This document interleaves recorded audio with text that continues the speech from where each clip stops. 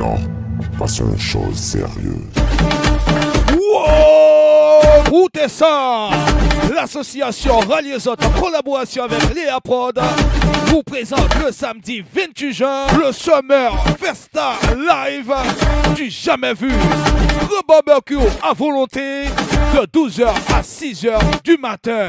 Plus de 30 artistes en showcase, suivi de 2 groupes en live, Capable et Saphir, groupe 100% féminine. À ne pas oublier la grosse soirée animée par DJ Dom, DJ Kinjak, DJ Pascal et DJ Mario Le Bandassier.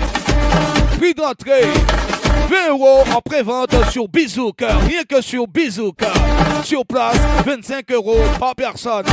Enfants moins de 12 ans, 15 €. Réservation des tables obligatoire jusqu'au 25 juin et réservation des stands 07 68 91 44 92. Martinique Actualité. Le procès en appel de Rodrigue Petitot, figure du mouvement contre la vie chère, s'est ouvert ce jeudi à Fort-de-France dans une atmosphère plus que tendue. L'affaire concerne l'intrusion du militant dans la résidence préfectorale en novembre 2024. Le leader du HARPRAC est poursuivi pour outrage et violence contre des représentants de l'autorité. Son avocat, Maître Bellemare, a demandé le renvoi du procès, affirmant ne pas pouvoir assurer seule la défense. Une requête rejetée par la Cour, faute de preuves écrites. Le procès s'est donc poursuivi avec une forte présence policière signalée autour du tribunal. Après plusieurs jours de tension, les agents du CERMAC à Fort-de-France reprennent le travail. Un accord a été trouvé avec la municipalité mettant fin au droit de retrait entamé le 17 juin. Les agents ont dénoncé le non-respect d'un protocole censé limiter leur contact avec la direction, visé par une enquête interne. La mairie a apporté les garanties nécessaires. La direction reste en poste, mais sans interaction avec le personnel jusqu'à la fin de l'enquête. Les activités culturelles reprennent progressivement, notamment les bilans des ateliers ce week-end. Et le Festival de Fort-de-France est confirmé. 80% de la programmation est déjà prête.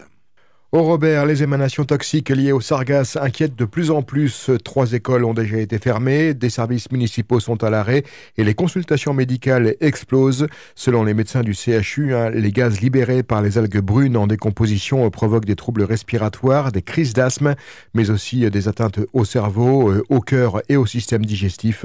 Face à l'ampleur du phénomène, les professionnels de santé réclament la reconnaissance de l'intoxication aux sargasses comme maladie professionnelle. Et si les sargasses étaient surveillés depuis l'espace, le cabinet Strat-MH et l'entreprise CLC unissent leurs forces pour mieux anticiper les échouements de sargasses grâce aux satellites. Lauréat d'un appel d'offres de la Banque mondiale, Strat-MH utilise désormais la technologie SAM-Tools pour suivre les bancs d'algues depuis l'espace. Objectif, construire une stratégie régionale durable avec des débouchés dans les énergies vertes, les fertilisants ou encore les bioplastiques. Le consortium appelle à une gouvernance internationale face à ce fléau global qui menace à la fois l'environnement et l'économie des territoires caribéens. À Shellshire, le collectif Shellshire Dynamique et Solidaire, emmené par Daniel Chaumet, tire la sonnette d'alarme sur la précarité persistante des agents municipaux, notamment dans les écoles. Lors du dernier conseil municipal, les élus du groupe ont dénoncé la situation de certains agents titulaires depuis des décennies, mais toujours sans temps complet, ce qui compromet leur accès à un salaire décent, à un prêt bancaire ou encore à une retraite digne. Shellshire Dynamique et Solidaire appelle à des solutions concrètes, comme le renforcement de la polyvalence et de la formation continue, afin de garantir un temps plein à chaque agent. Ce 19 juin marque la journée mondiale de lutte contre la drépanocytose, une maladie du sang qui touche environ 30 000 personnes en France. Et une avancée majeure pourrait bientôt voir le jour à l'Assemblée nationale. 4 députés ultramarins, dont la martiniquaise Béatrice Bellé et le guadeloupéen Olivier Servat, préparent une proposition de loi sur la drépanocytose. Objectif, améliorer la prise en charge médicale, développer l'érythraphérèse au niveau national, renforcer la recherche et mieux faire connaître la maladie en France. Parmi les pistes évoquées, l'inscription de la drépanocytose comme grande cause nationale et la création d'un observatoire dédié. Cette initiative transpartisane pourrait être déposée dans les prochaines semaines. Elle suscite déjà de l'espoir chez les associations de malades. Catherine Emmanuel. La drépanocytose provoque des douleurs très intenses, des infections répétées, des complications pulmonaires, cérébrales ou cardiaques. Elle transforme les globules rouges en forme de faucilles, d'où son nom. Le traitement de base reste l'hydroxyurée, un médicament peu coûteux qui réduit la fréquence des crises. Mais pour les cas les plus graves, d'autres options sont désormais possibles. La greffe de moelle osseuse, aujourd'hui accessible aux adultes sans chimiothérapie lourde et surtout la thérapie génique. Le problème, en France, ces thérapies ne sont pas encore remboursées alors qu'elles sont déjà disponibles aux États-Unis. Mais au-delà des traitements, la prévention progresse aussi. Depuis septembre dernier, tous les nouveau-nés en métropole sont désormais testés à la naissance, comme c'était déjà le cas en Outre-mer. Une étape essentielle pour agir vite et mieux soigner. Et l'innovation ne s'arrête pas là. À Kinshasa, au Kenya, une nouvelle méthode de dépistage est actuellement testée. Une simple goutte de sang, un peu de réactif bon marché, une lamelle de verre et une photo prise avec un smartphone. L'image est ensuite analysée par une intelligence artificielle. Résultat, un test quasi gratuit et accessible même dans les zones reculées.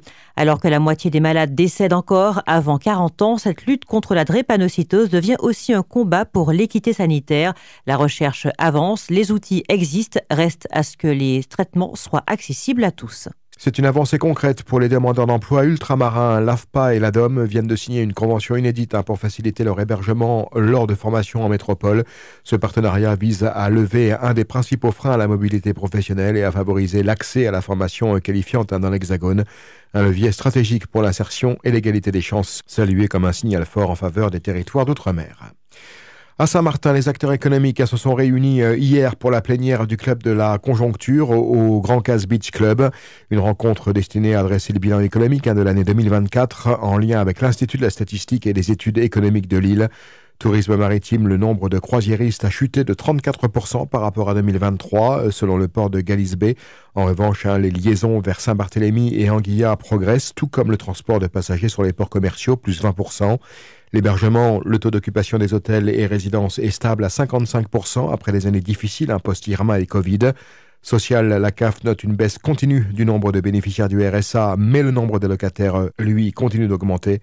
Recettes fiscales, 135 millions d'euros collectés en 2024, soit 6 millions de moins qu'en 2023, malgré une économie globalement stable.